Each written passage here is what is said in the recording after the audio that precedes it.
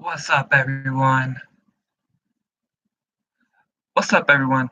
We're back with another segment of running down the card. Um, there's a lot going on, so we're gonna get through this as much as possible. Hopefully, my video doesn't glitch out again. Um, there's no specific order or nothing, so, super tired. Let's get this going. Ali versus Su Young. So, this feud has been going on for about a good 3 months, I guess we could say. 3 months. Redemption. I don't know, 3 months. Let's just say 3 months. And it's been getting a lot intense, like, pretty intense. Now Tess is involved too, so there's a lot going on.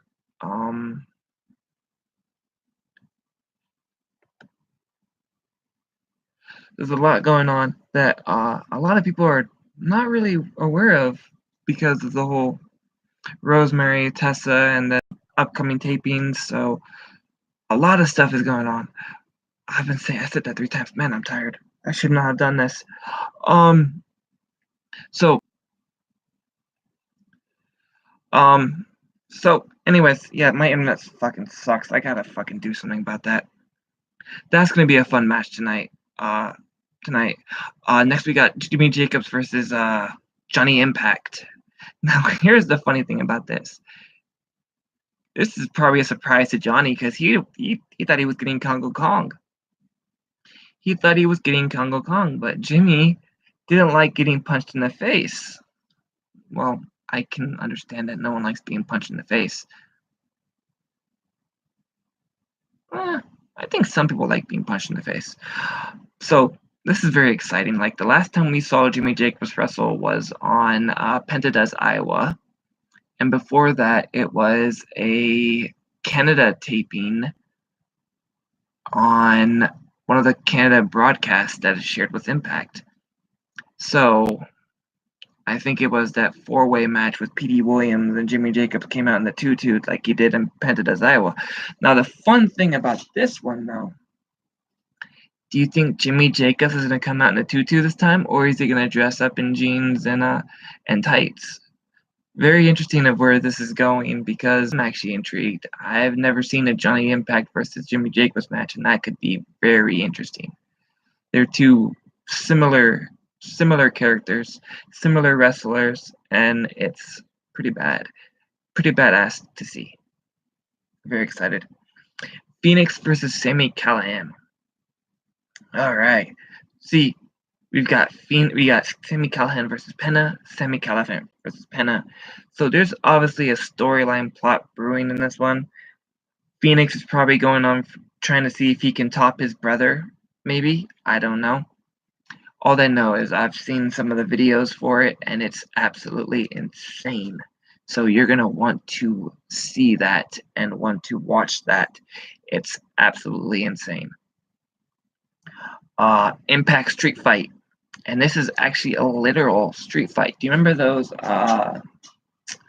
Mumbai tapings where they had Swoggle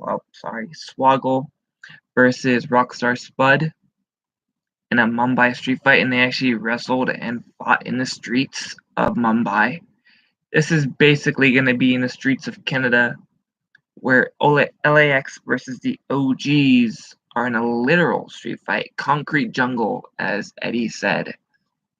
And this is very interesting because I saw the cold open on the Impact Wrestling YouTube page, and it gets brutal right from the start. It's gonna be mind-blowing to see what's going to happen. It is gonna get insane. I'm really excited for that. Joe Hendry versus Eli Drake again. Now, I get it. It's storyline, but are they fishing here? It's a great match every time. It's just Eli Drake versus Joe Hendry. Eli Drake versus Joe Hendry. It seems very WWE to me, and I kind of wanted to stop because now we're also getting Eli Drake versus Joe Hendry at the MediaCon. And I'm like, All right. Apparently, yes, I'm trying to cover the bruises from an acne from my zits that I get on my arm. Weird stuff. But yeah. So I don't know. They always put on some good matches though, so it's always good to see. I got nothing against it. Joe Hendry is a fun guy. Eli Drake is a great wrestler. They put on great matches. Grado and Katarina on the outside, so they're always fun to watch. So I'm not against it. I just feel like it's getting a little bit repetitious, and I don't like repetition. Now, here's a fun one. Scarlett Bordeaux debuts her show, The Smoke Show, on Impact Wrestling. Hey yo. Sorry, that was forced. Um, I'm actually really intrigued by this. A lot of people have been giving a lot of hate towards her because she hasn't gotten in the ring yet. Well, here's a fun fact. She hasn't had a feud yet, you dumbasses. No feud, no wrestling. They're not going to put her in somewhere just to have a random match. It's Scarlett Bordeaux. I mean, she'll wrestle when she wants to wrestle. And I've seen some of her stuff on YouTube. She's actually really good. She does a modified what was that one submission move. Well, hers is Scarlett's Web. Uh, Aforementioned the book Charlotte's Web, so Scarlett's Web. It's a bit of the submission the same as the AJ Lee used to do, but a less perverse. I don't think there is no smacking ass on tap outs for that one. Not that I've seen on any of the videos.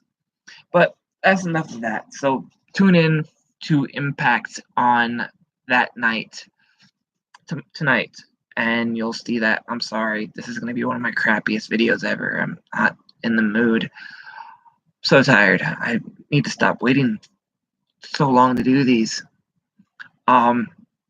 Next, as my description says, I want to get into this Jeff Jarrett bullshit. I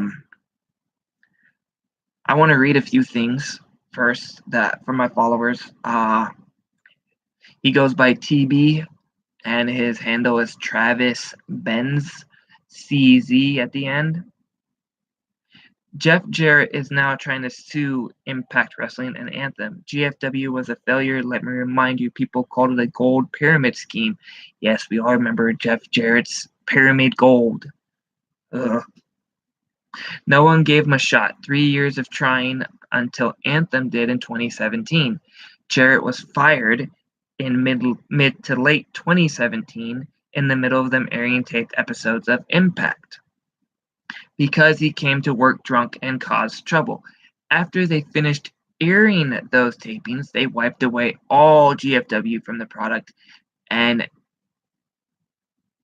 I don't know what MOVD stands for on.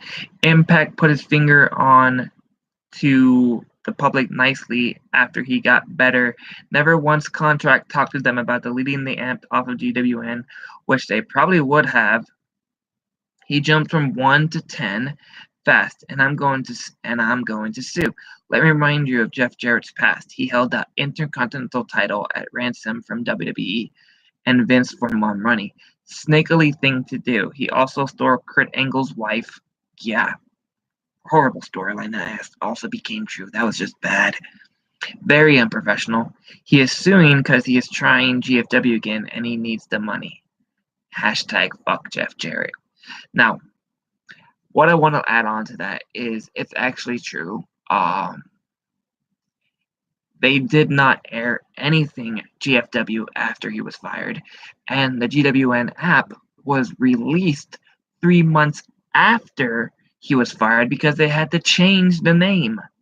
It was going to be the Global Force Network. But because I had the app, I had the TNA all Impact app first, then I had the Impact Wrestling app, then they switched to the Global Force Network, and then he got fired, so they had to reboot it again and name it the Global Wrestling Network 3 months after he was fired.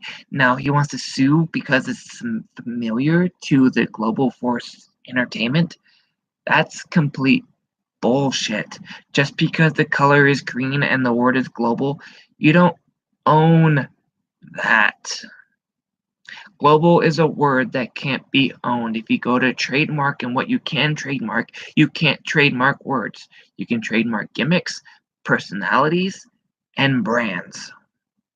He trademarked Global Force Wrestling, Global Force Entertainment, not Global Wrestling Network. Nothing global is trademarked, so I don't know what the hell he's trying to do. If they switched the color, fine. Trademark neon green, even though the neon green looks better when Impact did it than you did it. So it's just a mess right now. I never liked Jeff Jarrett. I saw him coming in 2017. I'm like, you know what? I know what he's doing. I'm not an idiot. He brought in his GFW guys. He brought in Lady Tapa. He brought in Crimson. He brought in Magnus. He brought in all the GFW guys that were almost on all the AMP tapings. And then conveniently, he even, do you remember the whole hostile takeover with Dixie when he tried getting Global Force Wrestling to have a battle with Impact with TNA? Do you remember that too? Late 2016, I believe. Yeah, that happened too, right before he was inducted to the Impact Hall of Fame. But here's where it gets interesting. Then that fell out because he lost that match. And then he came back when Dixie left out. And then we saw more GFW guys being brought in. And then later on, we get to pay-per-views and it's like, oh, Anthem has announced a merge with GFW. The name will be GFW moving on. Jarrett consented to that. He wanted the publicity. He wanted the promoted. He wanted his name on the product. And I called it. From day one, I knew he was going to do it when he was rehired by Impact Wrestling. So, yeah, I saw that coming. I saw it coming. I was like, he's going to merge. He's going to try to make Impact be named GFW. And lo and behold, he did. And it was settled. My teeth aren't yellow, by the way. It's just the lighting in the room. So, yeah, that happened. And then we did that Triple Mania show, our first co-brand event. And what happened? Sexy Star literally injured Rosemary. He threw tacos at the audience, came in drunk, barely half-assed his match. Later on, we found out he was inebriated. Then he worked the show in Canada, and he didn't even show up to the tapings because he was too passed out drunk in the back. And what? Then he was fired, and then like, oh yeah, we're now deleting anything GFW. We're putting stickers on the titles. We're blurring out the GFW logo on TV. We are completely done, and we're washing our hands of this nonsense. And that was it. 3 months later, the GWN app came out. About 5 months later, the stickers were removed.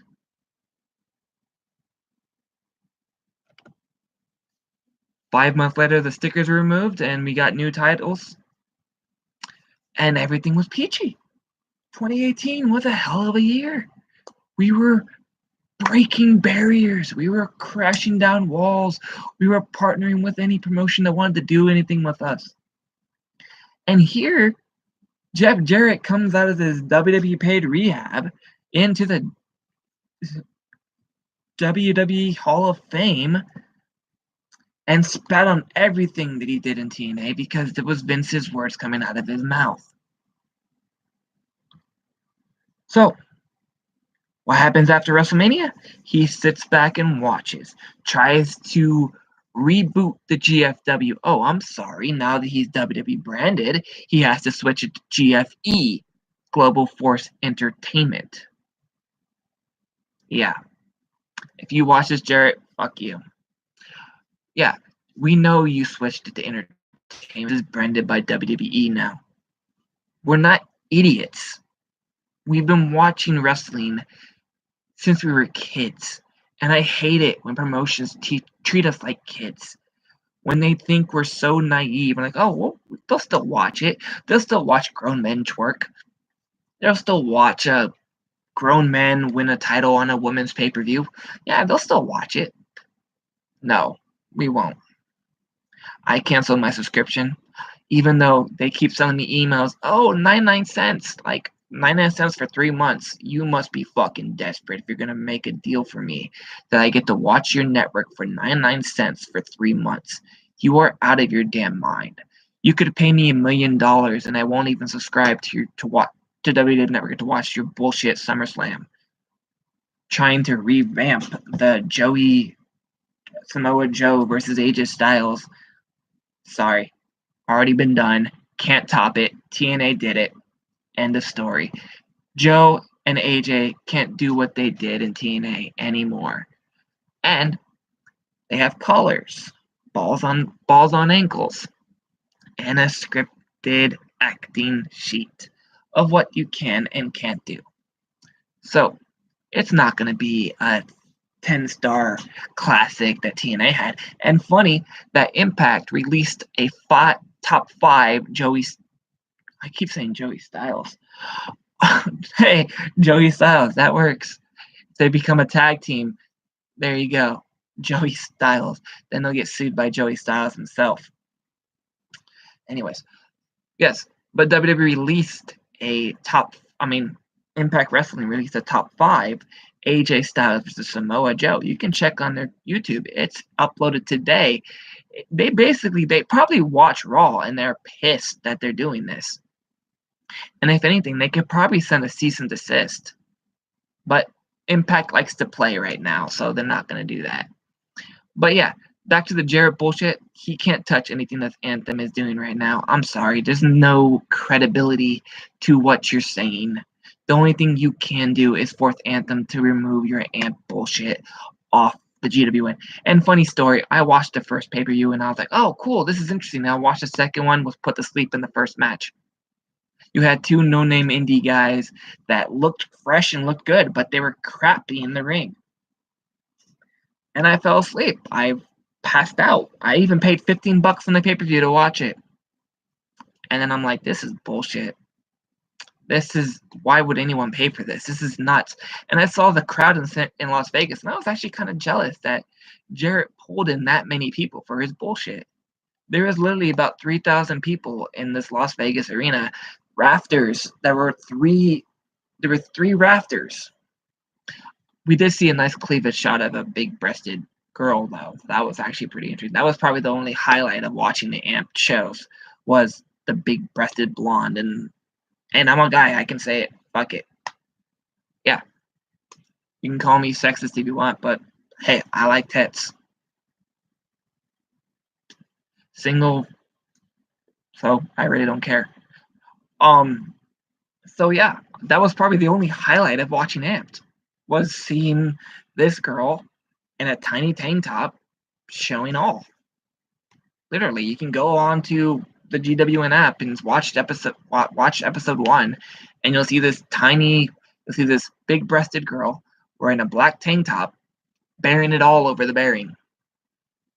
It was on pay-per-view, live, can't do shit. Anyways, but yeah, no one watches your shit, Jarrett. I tried. I really did, because I thought you were doing great things with Impact, and I was giving you a chance. It's like, all right, he likes to play along. He's doing these partnerships. He's going to UK. He's going to Canada. He's making these deals happen. He signed Taya. He signed Johnny Impact. So we can thank him for them.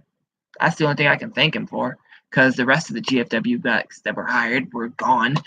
They got the Jarrett Screwjob, Ava Story, Reno Scum, Christy Von Harry, which was a fucking amazing wrestler. I loved her style. I loved her look. I'm a punk. Straight up punk. I really loved her style, and I really wanted, and she came in for a one-off to drop the title to Sienna. Same with Magnus. He did a one-off to drop the title to, what's it called? So I was like, the fuck? You had these great talents coming in for one-off shows just to drop the talent to Impact talent. Why not keep them? Christy Von Erich wanted to be in Impact, but you just let her go. Like, oh, here, drop the title and you can go. If you were so pro GFW, why didn't you keep the talent you had and bring him in the Impact, you dumbass? That was your first mistake. Literally, that was your first mistake. Letting go of the talent you brought in just so they can drop the titles and leave. Stupid. Apparently he doesn't know what a merge is, or apparently doesn't know what a co-branded promotion is, because you could have brought your talent and paid them yourself with the money you made from your own promotion, you dumbass. So yeah, end of story. This lawsuit is bullshit. The only reason he's making it up is because he's broke now and he's got to pay rehab, which apparently I thought WWE paid it. Maybe not. Maybe he just wants a pay job because Impact is buzzing, as the fans say. Now, enough about that. I'm fully awake because I got angry. Bravo on me. Now, the third I want to bring up is Jericho. Chris Jericho. I'm gonna call him Jericho. I don't like the word Chris because it's WWE fine. It's like you're calling him a WWE guy when you say Chris Jericho. I like the name just bluntly, Jericho. It has a great sound, like Impact is Jericho. Impact to Jericho to Impact. Like, say it with me. Impact is Jericho. Impact is Chris Jericho. Chris Jericho to Impact. Jericho to Impact. See? Jericho has a much bigger impact than just saying his full name. That's just my opinion on it. So, like I like to call Johnny because Johnny Impact on Impact Wrestling does not really fit well in a good sentence. But I like the name. It has a little 80s retro vibe to it. But here we go. So he basically tweeted today that he's going to be a free agent in 2019. He has not been a free agent apparently in 2018. He has made moves. He has made headwaves, hurricanes, I should say. Hurricanes with the Chris Jericho Cruise and the Ring of Honor and the Impact and the NJPW stuff. But Vince agreed to all of that. Now, to say that he's officially a free agent in 2019, that means he's basically done with Vince's bullshit. He's basically hurt that Triple H denied his request to have NXT on his cruise ship. He's basically hurt that how Jimmy Jacobs got fired. He's really hurt right now. Like, he's really hurt by WWE, and they expect him to play ball? Really? You make this glorious cruise ship and you want the best and the best on it, and you go to Triple H because apparently NXT is the best of the best. And what do we get out of it?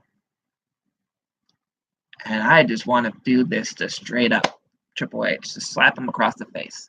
So that's basically what he did to Jericho. He basically figuratively slapped Jericho across the face, saying, no, we won't do it. So what does Jericho do? Go to the next best people that want to make a bigger buzz. He goes to Ring of Honor, and they instantly say, let's do it. We got this. We're doing it.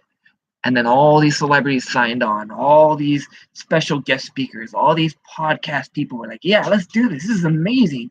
These are like when the bands go out on the cruise and they just have a tour on the boat. This is an amazing idea. Why has no one thought of this? So here's Jericho, the revolutionary, and then now Jericho is working with Impact. And he also got Dawn and Callis employed as head execs. Head execs? Yeah, head execs. So there's a lot going on right now. And with Jericho now officially saying he's a free agent in 2019, not in 2018 still, he said 2019 will be interesting. So technically he's still trying to work things out. But he's officially a free agent. A lot of people are going to call him up. I mean, he does have a little pay to his name. I don't know if he's going to charge 10 grand like Rey Mysterio does, or 15 grand like Alberto does. I don't know if Alberto's worth 15 grand, but he follows me, so I got to respect him. I do think he's a bit worth, because he is maybe not 15 grand, but at least 12 grand maybe. Jericho, I don't know his number. He's probably going to come up with. I hope he comes up with less because he wants to help the business, not take the business. That's just my thought on the matter. If you want to really help the business, you don't want to make too much money, but you want to be a steady. So a good $7,000, that's decent enough. That's not overpaying. That's not overstocking. That's still helping the business, and you're still making a good living as a wrestler. So that's it. Another thing I want to say are people that I've kept my eye on, and that you guys should keep your eye on too. Like a lot of talent are on the indies that most people do not know because they don't watch what I watch. Chris Bay, Peter Avalon, and Tyler Bateman. Those are three people that I would really love to see on Impact. Now, Peter Avalon has showed up on Evolve and did a one-off in NXT and was a janky security guard on SmackDown. So I doubt his eyes are on Impact. Now, however, Tyler Bateman, every time I tag him on an Impact thread, he instantly likes it, instantly retweets it, and does a thinking emoji. Now Tyler Bateman is a great character. He's like a dark sorceress. If anyone saw the movie Blood Drive or the TV show Blood Drive, the mayhem ringleader, where he has like the dark cloak and the little monocle, and the top hat has a fresh style, just goes balls all with charisma and everything else. That's Tyler Bateman. He would be a great addition to Impact. I really think it would happen. I saw him at Rise dropping a few of the talents off that work with Impact, so it's pretty cool. Now, who did I list? Chris Bay. What can I say? He's a bit of a hybrid. He's a bit of a King Ricochet, Desmond Xavier, and AR Fox. He's versatile, flying. He has charisma. He has attitude. He has personality. He's a total package. And he has been buzzing to get more names out. And he's a great wrestler. He follows me on Twitter. He's one of the names that I did that actually follow me. And he's a great wrestler. He could fly. He could submission. He could dance in the ring. That's why I say Desmond and /Rich Swann. So he's good. Now, ones I've also kept my eye on are the women of the wrestling world, and that's Shaza McKenzie, Shotzi Blackheart, Delilah Doom, Taylor Hendricks, and of course Saraya Knight. Rachel Bostick as well has been really incredible. But she's really incredible, but I think her eyes are set on WWE a little bit more. Shaza just wants to wrestle, which I absolutely fucking respect. I fucking love her. She's amazing. She's talented. She's gorgeous. She could definitely fit in the Knockouts division. Shotzi Blackheart was on Impact for 2 days, worked a tag team match and a singles match, and they did pretty good. Even Don Callis says we were impressed. And if Impact Management doesn't sign her, they don't know what they're doing, quote for quote, or paraphrase, one of the two. So, yeah, that's also good to see. And there's a lot of good indie talents that are actually broadcasted on TV that most people see on MLW and Lucha Underground. I could list a whole name of people, but I can't go down a description of all the 40 people I listed. Literally, I listed 40 people on a list, and I wasn't going to do a video about it. But to talk about each of their characters and personalities would be a lot to cover. So I'd have to get like 2 days of rest, 2 shots of Mountain Dew in my system, and maybe a shot of Monster to get fully amped for it. Oops, sorry, I guess I can't say that too, right? Sue me, Jarrett. You won't get a penny out of me. I'm broke. So yeah, that's awesome to see. Another thing, on my 4th list, it says I'm listing my upcoming videos. My upcoming videos are going to be I will be doing a video Saturday nights about the NGW taping. NGW versus Impact Wrestling. The card looks amazing. It looks great. One thing that has me worried is if it's on SummerSlam night during the 2 p.m. hour, so it's during the pre-show, so maybe they'll just turn into the Twitch show and then watch the pay-per-view. I don't know. It's a gamble. And with the card they're showing, oh man, it's gonna be a fun show. Those one night onlys and Twitch specials are always amazing. The AMOW one knocked it out of the park. The Rise special knocked it out of the park. Sami Callihan's event knocked it out of the park. It's just absolutely amazing. And that's why I don't want the app name to change. Global Wrestling Network is global. It is used by multiple promotions. It's used by anyone that wants to use it. It's a shared app. It's a shared app. All you have to do is release videos to Impact and they'll put it on the app. You get a credit for it. I don't know the percentage. I don't work in the business, but you get a percentage. It's that amazing. So when Jarrett wants to shut it down, I'm like, he can't do that. If anything, change the name to Alternative Wrestling Network. Alternative has a great name to it, great sound. It's better than calling it the Impact Wrestling Network because then it's Impact branded. And then it kind of foreshadows the other promotions that are on it. And it kind of discredits them. And that's one thing Impact didn't want to do. They wanted to make it global so everyone could be on it. So that's that. There's another few one-night onlys coming up that I will address. There's one with Destiny, and there's one with BCW. So apparently there's going to be more. I guess they filmed some stuff in Canada again. They're going to do some Canada tapings for those because Destiny is in Mississauga. I can't even pronounce the name. And BCW is in Toronto. So there you go.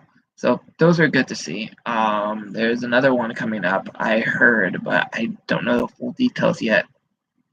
Oh, FSW, Future Stars of Wrestling. If you've checked out the app, they have a good match with Ricochet and Austin Aries.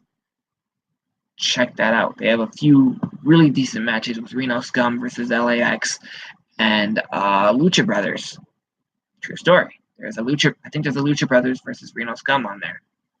And I was a huge fan of Reno Scum, so I'm really sad they got the screw job treatment from Jarrett. Let me think. So, and there's also tryouts for that night. So if anyone wants to be a commentator or a ring referee, get your ass out to Las Vegas and pay the $150, I think it is, to do the tryout. Try to be on Impact. I mean, it's a win. It's a gamble, but it could be a win. So that's the end of my video. I really, really hope that this video came out clear.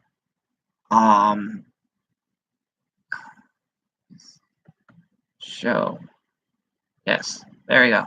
I like that. Hashtag fuck Jeff Jarrett. So I'm really excited about this. I like this video. I did get on a good rant for Jeff Jarrett. I'm gonna start calling him Jarret. Fuck his name. You don't get any doubles out of me. So if anyone has any ideas of what they want me to see me do more, I'm open to it. I'm not looking to get famous. I'm just looking to inspire you guys. This is more your network than mine. The only part that I keep mine is my video game streams. I do this for you guys. I don't even have ads on like some other podcasters do. They want to get paid. They want to make this a job. I don't want to make it a job because then it seems like work. And I don't want it to be work. I want it to be fun. I want it to be nice. I want it to be open to everyone. So you can criticize me all you want. Like you can literally spam the comment section, and I literally like every single one. So if you want the notifications from me, I do it. I literally like almost everything that's said. I like interacting with people. So 35-13 minute 35 minutes and 16 seconds. So that's the end of my video. I will talk to you guys Saturday night. I need to keep my internet available. So peace. See you guys tonight. My Twitter name is CVE, Cody versus everything, round circles Cody, at Misery Eater 101. So if you like my video, like, subscribe, share, tell your friends. I'm trying to do this weekly. I do have a life. I'm trying to have a life. I'm almost 30 and I need to start doing something, but I don't have the mindset to do it. Anyways, all right. Peace.